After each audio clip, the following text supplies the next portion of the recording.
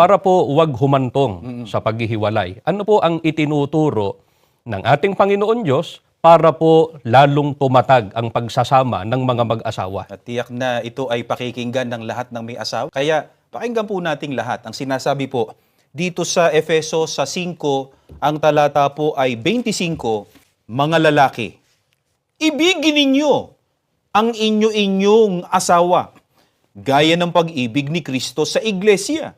Inihandog niya ang kanyang buhay para rito.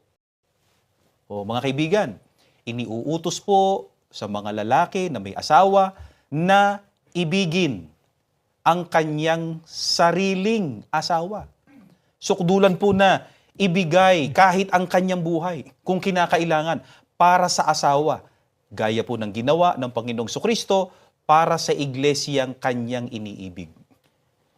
Alam niyo kung ito po ay magagawa ng lalaki para sa kanyang asawa, lalong magagawa niya ng magbigay at maglaan ng panahon para sa asawa at sa pamilya. Dapat may takdang panahon kapatid na Jello, na nagkakasarilinan Opo. at nagkakausap ang mag-asawa. At kapag may problema, natural lang naman yun, pinag-uusapan nila yun. Malaking bagay yun yung nag-uusap sila lang, at sinisikap nila na masolusyonan yung problema.